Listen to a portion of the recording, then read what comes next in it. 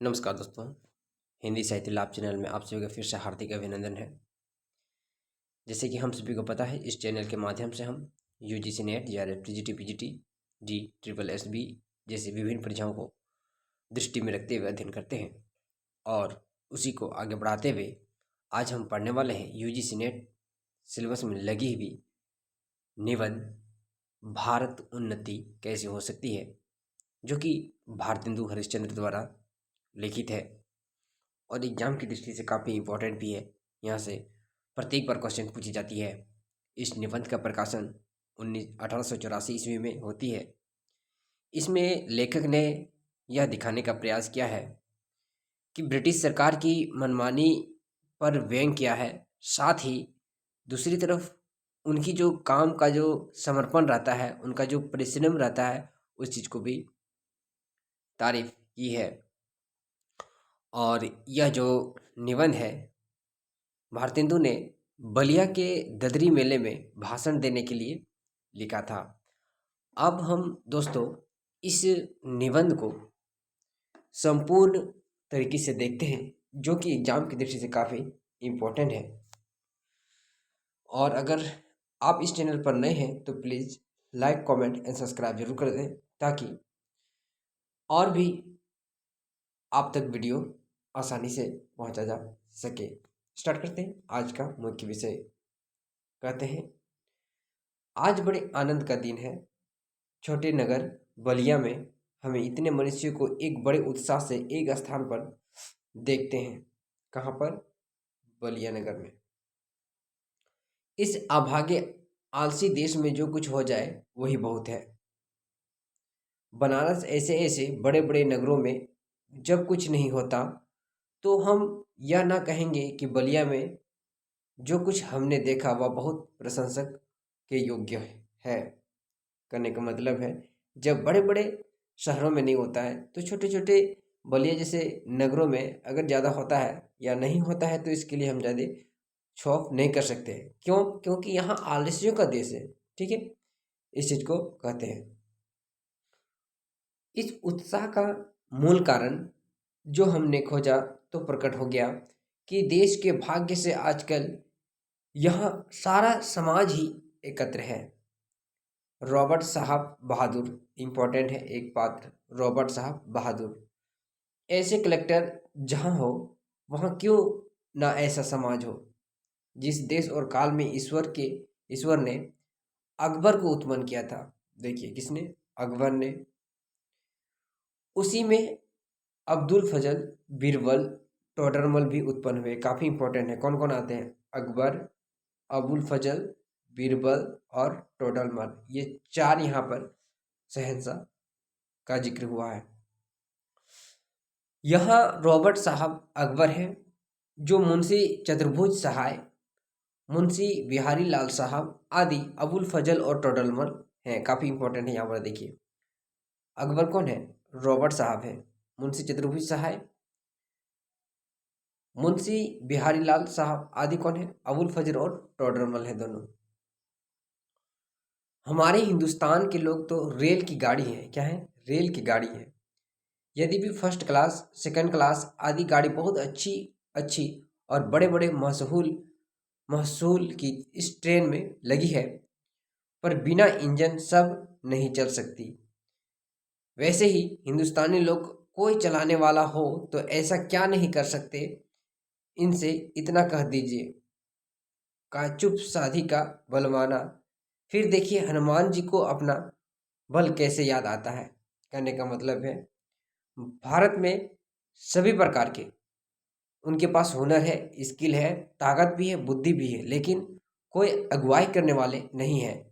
अगर कोई अगुवाई करने वाले या प्रतिनिधि अगर कोई मिल जाते हैं अच्छे वाले, तो भारत क्या नहीं कर सकता। इस चीज़ को टॉन कसते हैं भारतेंदु जी। आगे कहते हैं कि हिंदुस्तान राजे महाराजे, नवाब, रईस, हाकिम, राजे महाराजों जो अपनी पूजा, भोजन, झूठ, गप से छुट्टी नहीं। हकीमों को कुछ तो सरकारी काम घेरे रहता है, कुछ भाल घुड़दौड़, थिएटर में समय लगा, कुछ समय बचा भी तो क्या रह गया। कि हम गरीब गंदे काले आदमियों से मिलकर अपना अनमोल समय खोवे। बस यही मसल रही। यहाँ पर है, तुम गैरों से कब फुर्सत, हम अपने गम से कब खाली। चलो बहुत बहुत हो चुका मिलना, ना हम खाली ना तुम खाली। तीन मेढक एक के ऊपर एक बैठे थे। ऊपर वाले ने कहा जोक शोक, बीच वाला बोला गम सम, सबके नीचे वाले ने पुकारा गए हम।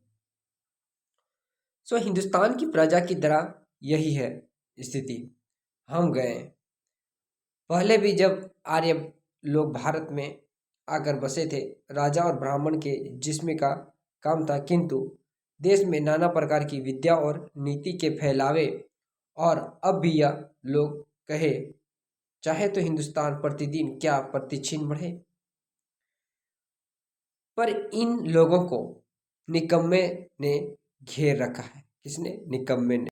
निकम्मों ने घेर रखा है। बौद्धारो मत्स्यग्रस्ता प्रभावा समर दूषिता।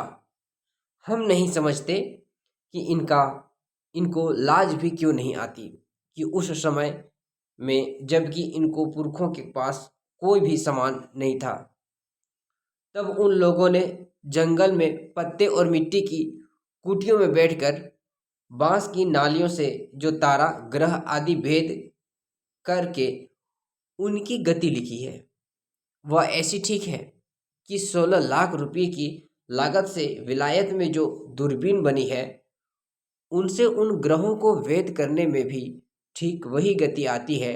और अब आज इस काल में हम लोगों की अंग्रेजी विद्या के और जनता की उन्नति में से लाखों पुस्तकें और हजारों यंत्र तैयार हैं।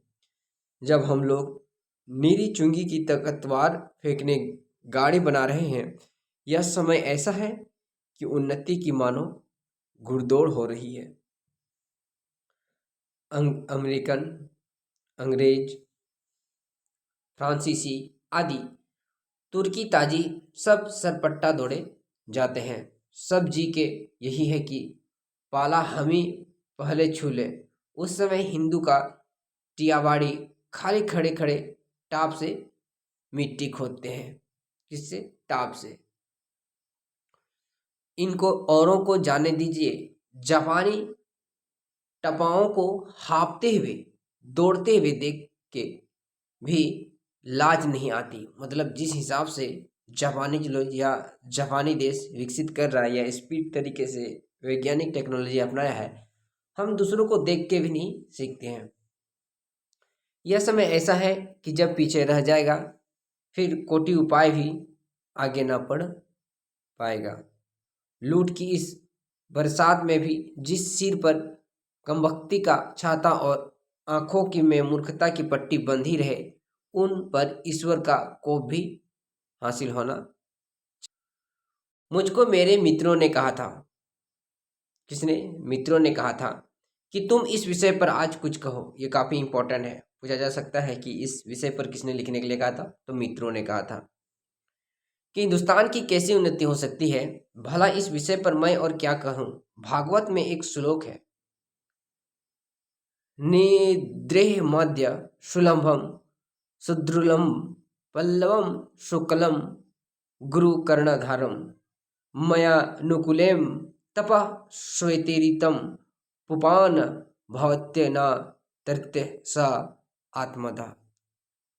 भगवान कहते हैं कि पहले तो मनुष्य जन्म ही दुर्लभ है, सो मिला अब उस पर गुरु का कृपा और उस पर मरा हुआ अनुकूलता। इतना सम्मान पाकर भी मनुष्य इस संसार सागर के पार ना जाए, उसको आत्महत्या कहना चाहिए। एक तो बड़ी मुश्किल से यहाँ पर मनुष्य का जन्म मिलता है, ऊपर से मिलता है तो भी हम उसको बर्बाद कर देते हैं।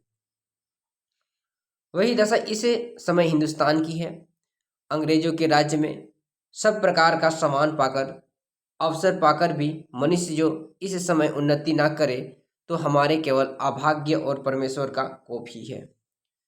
सास और अनुमोदन से एकांत रात में सुने रंग महल में जाकर भी बहुत दिनों से प्राण से प्यारे परदेसी पति मिलकर छाती ठंडी करने की इच्छा भी उस लाज में मुंह भी ना देखें और बोले भी ना तो उसका अभाग्य ही है। कहने का मतलब है सब कुछ मौका मिले और हम ना करें तो ये क्या है, अभाग्य ही है। वह तो कल परदेश चला जाएगा। वैसे ही अंग्रेजों के राज में भी जो हम मेढक, काठ के उल्लू, पिंजरे के गंगाराम ही रहें तो फिर हमारी कमबख्ती ही रह जाएगी। बहुत लोग यह कहेंगे कि हम पेट के धंधे के मारे छुट्टी ही नहीं करती। बाबा, हम क्या उन्नति करें? तुम्हारा पेट भरा है, तुमको दून की सुस्ती है। उसने एक हाथ से अपना पेट भरा, दूसरा हाथ से उन्नति के कांटों को साफ किया। क्या इंग्लैंड में किसान, खेत वाले, गाड़ी वाले, मजदूर, कोचवान आदि नहीं है? किसी देश में भी सभी पेट भरे हुए नहीं होते हैं, किंतु वे लोग जहाँ खेत जोतते हैं, बोते हैं, वहीं उसके साथ यह भी सोचते हैं कि ऐसी कौन नई कल का मसाला बनावे जिससे इस खेत में आगे दून अनाज उपजे, मतलब उसमें विकसित हो या डेवलप हो। विलायत में गाड़ी के कोचवान भी अखबार पढ़ते हैं। जब मालिक उतरकर किसी दोस्त के यहाँ गया, उसी समय कोचवान ने गद्दी के नीचे से अखबार निकाला। यहाँ उतनी देर कोचवान हुक्का पिएगा, भारत का बात कर रहा है, यह गप करेगा, सो गप भी निकम्मी वाली, कोई काम की वाली नहीं। वहाँ के लोग गप में ही देश में प्रबंध छाड़ते हैं। सिद्धांत यह है कि वहाँ के लोगों का यह सिद्धांत है कि एक दिन छीन भी व्यर्थ न जाए। उसके बदले यहाँ के लोगों को जितना निकम्मापन हो उतना ही बड़ा अमीर समझा जाता है। आलस्य यहाँ इतनी बढ़ गई है कि मलुकदास ने दोहा ही बना डाला, अजगर करे ना चाकरी, पंछी करे ना काम, दास मलुका कही गए, सबके दाता राम। कहने का मतलब काम करने वाला एक आदमी, खाने वाला दर्जन आदमी। इसे कैसे होगा? चारों ओर आंख उठाकर देखिए तो बिना काम करने वालों की ही चारों ओर बढ़ती है। रोजगार कहीं कुछ भी नहीं है। अमीरों, मुसा ही भी, दलालों, अमीरों के नौजवान लड़कों को खराब करना या किसी की जमा मार लेना, इनके सिवा बतलाइए और कौन रोजगार है जिससे कुछ रुपया मिले? चारों ओर दृढ़ता की आग लगी हुई है। किसी ने बहुत ठीक कहा है कि दृढ़ता कुटुंब इस तरह अपनी इज्जत को बचाता फिरता है जैसे लाजवंती बहू फटे कपड़ों में अपने अंग को छिपाई जाती है। वहीं दशा हिंदुस्तान की है। मुर्दम शुमारी का रिपोर्ट देखने से ऐसा स्पष्ट होता है कि मनुष्य जिस दिन यहाँ बढ़ते जाते हैं और उस दिन दिन कमती होती जाता है क्या, रुपया। सो अब बिना ऐसे उपाय किए काम नहीं चलेगा कि रुपया भी बढ़े और वह रुपया बिना बुद्धि के ना बढ़े। भाइयों, राजा महाराजाओं का मुंह मत देखो, मत यह आशा रखो कि पंडित जी का कथा में ऐसे उपाय बतलाएंगे कि देश का रुपया और बुद्धि बढ़े। तुम आप ही कमर कसो, आलस छोड़ो। कब तक अपने को उंगली, हूस, मूर्ख, बोधे, डरपोक उकरवाओगे? दौड़ो इस घुड़दौड़ में, जो पीछे पड़े तो फिर कहीं ठिकाना नहीं। फिर कब कब राम जनकपुर हैं, अब की जो पीछे पड़े तो फिर रसातल की पहुंचोगे। जब पृथ्वी की केद को कर गौर कर लेंगे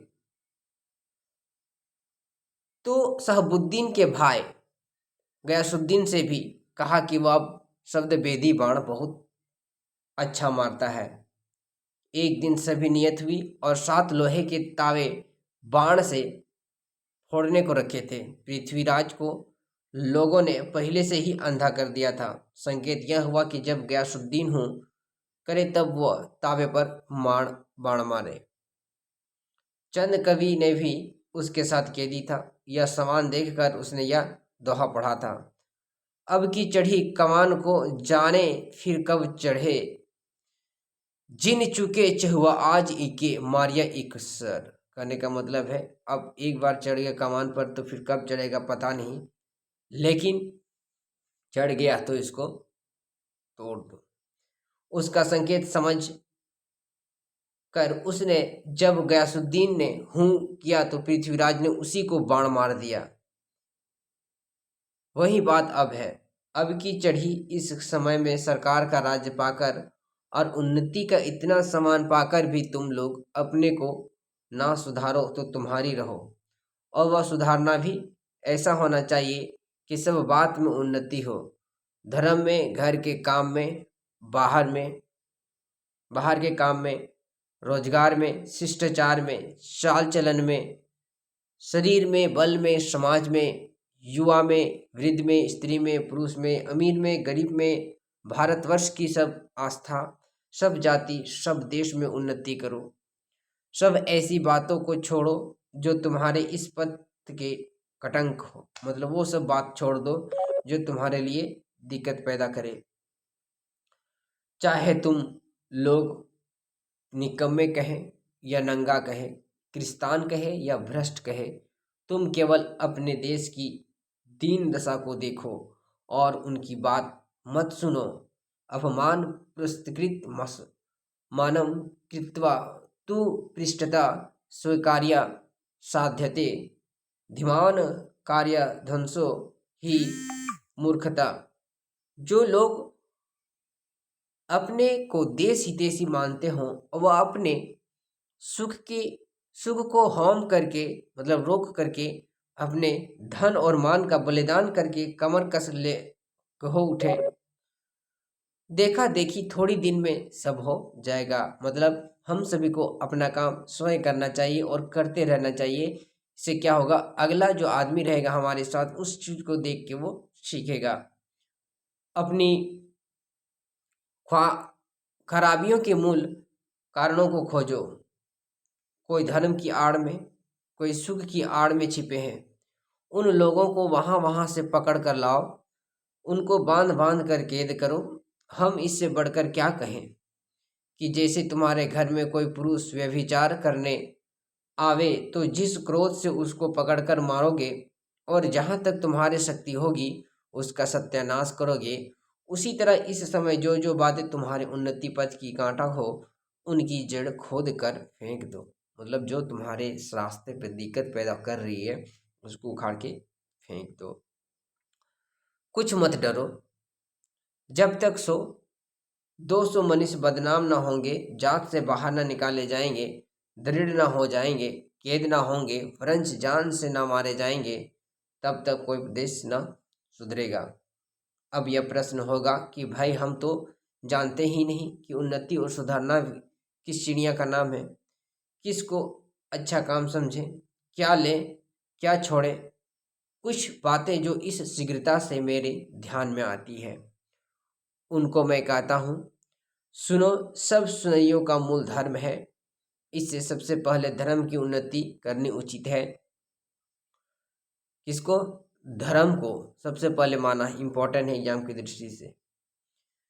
देखो, अंग्रेजों की धर्म नीति राजनीति परस्पर मिली है, इससे उनकी दिन दिन कैसे उन्नति हुई है उनको जाने दो। अपने ही यहाँ देखो, तुम्हारे धर्म की आड़ में नाना प्रकार की नीति, समाज गठन, वैद्यक आदि भरे हुए हैं। एक मिसाल सुनो, तुम्हारा बलिया के मेला का यही स्थान क्यों चुना गया, जिससे जो लोग तुम कभी आपस में नहीं मिलते 10-10, 5-5 कोस से लेकर लोग यहाँ एक जगह एकत्र होकर आपस में मिले हैं। कहने का मतलब है अब इससे बेहतर यूनिटी हम लोग को नहीं मिल सकता है, या फिर इससे अच्छा बेहतर बात रखने के लिए नहीं मिल सकता। इसलिए ये बात होना बहुत जरूरी है। एक दूसरे का सुख दुख जाने, गृहस्थी के काम की वह चीज़ें जो गांव में नहीं मिलती यहाँ से ले जाएं। एकादशी का व्रत क्यों रखा है, जिसमें महीने में 1-2 उपवास से शरीर शुद्ध हो जाए। गंगा जी नहाने जाते हैं तो पहले पानी सिर पर चढ़ाकर तब पैर पर डालने का विधान क्यों है, जिससे तलवे से गर्मी सिर पर चढ़कर विकार न उत्पन्न करे। दिवाली इसी हेतु है। पूछा जा सकता है कि दिवाली किस कारण है, ये भारत उन्नति कैसे हो सकती है, उसके आधार पर ये काफ़ी इम्पोर्टेंट है। कहते हैं इसी बहाने कम से कम एक बार घर की सफाई तो हो जाती है। कब? दीपावली के बहाने। होली इसी हेतु है कि बसंत की बिगड़ी हवा स्थान स्थान पर अग्नि जलने से स्वच्छ हो जाए। यही त्योहार की तुम्हारी म्यूनिसिपैलिटी है। ऐसे ही सब पर्व, सब तीर्थ, व्रत आदि में कोई ही हिकमत है। उन लोगों ने धर्म नीति और राजनीति को दूध पाने की भांति मिला दिया। खराबी तो बीच में हुई, वह यह है कि उन लोगों ने धर्म क्यों नहीं मानने लिखे, इसका लोगों ने मतलब नहीं समझा। इन बातों को वास्तविक धर्म मान लिया। भाइयों, वास्तविक धर्म तो केवल परमेश्वर के चरण कमल का भजन है। ये सब तो समाज है जो देश के अनुसार शोधे और बदले जा सकते हैं। दूसरी खराबी यह हुई कि उन्हीं महात्मा बुद्धिमान ऋषियों के वंश के लोगों ने अपने दादों का मतलब ना समझकर बहुत से नए धर्म का बना कर शास्त्रों में धर दिए। बस सभी तिथि व्रत और सभी स्थान तीर्थ हो गए। जो इस बात को अब एक बार आंख खोलकर देख और समझ लीजिए कि फलानी बात उन बुद्धिमान ऋषियों ने क्यों बनाई और उसमें देश और काल के अनुकूल और उपकारी हो, उनका ग्रहण कीजिए। कहने का मतलब है ऋषियों के जो पोता पोती या फिर जो उनके दूसरी पीढ़ी हुए, नीचे के पीढ़ी हुए, उन्होंने अपने अनुसार धर्म क्रम को बनाया जो कि देश हित के लिए नहीं था। बहुत सी बातें जो समाज के विरुद्ध मानी जाती है, किंतु धर्मशास्त्रों में जिनका विधान है उनको मत चलाइए। जैसा जहाज का सफ़र, विधवा विवाह आदि, लड़कों की छोटेपन में भी शादी करके उनका बल वीरज आयुष सब मत घटाइए। आप उनके माँ बाप हैं या शत्रु हैं, वीर्य उनके शरीर में पुष्ट होने दीजिए। नौन तेल लकड़ी की फिक्र करने की बुद्धि सीख लेने दीजिए, तब उनका पैर काठ में डालिए। कुलीन प्रथा, बहु विवाह आदि को दूर कीजिए। लड़कियों को भी पढ़ाइए, किंतु इस चाल में नहीं जैसे आजकल पढ़ाई की जाती है, जिससे उपकार के बदले बुराई होती है। ऐसी चाल से उनकी शिक्षा दीजिए, वह अपना देश और कुल धर्म सीखे, पति की भक्ति करे, लड़कों को सहज में शिक्षा दे। वैष्णव, शास्त्री इत्यादि नाना प्रकार के लोग आपस में बैर छोड़ दे। यह समय इन झगड़ों का नहीं है, मतलब तालमेल कर सब चीज को लेकर चलें। हिंदू, जैन, मुसलमान सब आपस में मिलिए। जाति में कोई चाहे ऊंचा हो चाहे नीचा हो, सबका आदर कीजिए। जो जिस योग्य हो उसे वैसा मानिए। छोटी जाति के लोगों का तिरस्कार करके उनका जी मत तोड़िए। सब लोग आपस में मिलिए। मुसलमान भाइयों को भी उचित है कि इन हिंदुस्तान में बस कर वे लोगों हिंदुस्तान को नीचा समझना छोड़ दें। ठीक भाइयों की भांति हिंदुओं से बर्ताव करें। ऐसी बात जो हिंदुओं का जी दुखाने वाली हो ना हो। घर में आग लगे, सब जिठानी घरानी को आपस कर डाह छोड़कर एकाध व आग बुझानी चाहिए। मतलब आजकल जिस प्रकार से घर घर में लड़ाई होती है देवरानी जेठानी या भाई भाइयों में, इस चीज़ को ना होना चाहिए। जो बात हिंदुओं का नहीं मयस्मर है, वह धर्म के प्रभाव से मुसलमानों को सहज प्राप्त है। उनकी जाति नहीं, खाने पीने में चौका चूल्हा नहीं, विलायत जाने में रोक टोक नहीं। फिर भी बड़े ही सोच की बात है कि मुसलमानों ने भी अभी तक अपनी दशा कुछ नहीं सुधारी। अभी तक बहुतों को यह ही ज्ञात है कि दिल्ली लखनऊ की बदसाहत कायम है। यारों, वे दिन गए क्या कहते हैं, वे दिन अब गए। अब आलस, हठ धर्मी, यह सब छोड़ो। चलो हिंदुओं के साथ तुम भी दौड़ो। एक एक दो दो होंगे, पुरानी बातें दूर करो। मीर हसन और इंदर सभा पढ़ाकर छोटेपन से ही लड़कों का सत्यानाश मत करो। होश संभाला नहीं कि पढ़ी पारसी, चुस्त कपड़ा पहनना और गजल गुनगुनाए। शौक तिल्फी से मुझे गुल की जो दीदार का था, शौक तिल्फी से मुझे गुल की जो दीदार था, ना किया हमने गुलस्तियाँ का सबका याद कभी। पूछ सकता है ये लाइन कि किस निबंध से संबंधित है।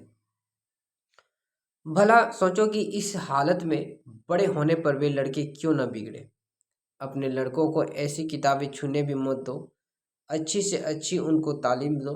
पेंशन और वाजीफे या नौकरी का भरोसा छोड़ो, लड़कों को रोजगार सिखलाओ, विलायत भेजो, छोटेपन से मेहनत करने की आदत दिलाओ, सौ सौ महलों की आड़ प्यार, दुनिया से बेखबर रहने की राह मत दिखलाओ। भाई, हिंदुओं और तुम भी मत मतांतरों का आग्रह छोड़ो, आपस में प्रेम बढ़ाओ, इस महामंत्र का जाप करो। जो हिंदुस्तान में रहे, चाहे किसी राज्य जाति किसी रंग का क्यों ना हो, वहाँ हिंदू है। हिंदुओं की सहायता करो। बंगाली, मराठा, पंजाबी, मद्रासी, वैदिक, जैन, ब्राह्मणों, मुसलमानों, सब एक के एक पकड़ो। कारीगरी जिससे तुम्हारे यहाँ बढ़े, तुम्हारा रुपया तुम्हारे ही देश में रहे, वह करो। देखा जाए, हजार धारा होकर गंगा समुद्र में मिली है, वैसे ही तुम्हारी लक्ष्मी हजार तरह से इंग्लैंड, फ्रांसीसी, जर्मनी, अमेरिका को जाती है। दरअसल दिया सलाई ऐसी तुच्छ वस्तु भी वहीं से आती है जहां अपने ही को देखा है। तुम जिस मार्किन की धोती पहने हो वह अमेरिका की बनी है। जिस लकलाट का तुम्हारा अंगा है वह इंग्लैंड का है। फ्रांसीसी की बनी कंघी से तुम सिर झाड़ते हो और जर्मनी की बनी चर्बी की बत्ती तुम्हारे सामने जल रही है। यह तो वही मसल हुई, एक बेफिक्रे मांगती का कपड़ा पहनकर किसी महफिल में गए, कपड़े का पहचान। एक ने कहा, आजी अंगा तो फलाने के हैं। दूसरा बोला, आजी टोपी भी फलाने की है। तो उसने हंसकर जवाब दिया, घर की तो मूछे ही मूछे हैं। हाय अफसोस, तुम ऐसे हो गए कि अपने निज की काम की वस्तु भी नहीं बना सकते। भाइयों, अब तो नींद से जागो, अपने देश की सब प्रकार से उन्नति करो, जिसमें तुम्हारी भलाई हो। वैसे ही किताब पढ़ो, वैसे ही खेल खेलो, वैसे ही बातचीत करो। परदेसी वस्तु और परदेसी भाषा का भरोसा मत रखो, अपने में अपनी भाषा में उन्नति करो। तो ये था दोस्तों आज का हमारे मुख्य इम्पोर्टेंट, जो कि एग्जाम की दृष्टि से काफ़ी इम्पोर्टेंट है। और भारत उन्नति जो निबंध है पूरा का पूरा देश को समर्पित है। देश को अपनाने, हर चीज़, हर वस्तु, हर सामान देश से जुड़ी हुई है या उससे काम करने के लिए कही जा रही है। और अगर भी वीडियो आपके लिए लाभदायक सिद्ध होती है तो प्लीज़ ज़रूर लाइक, कमेंट, सब्सक्राइब कर दें, ताकि हम भी ऐसे ही मोटिवेशनल के साथ आपके बीच वीडियो लाते रहें। मिलेंगे, तब तक के लिए धन्यवाद। Thank you.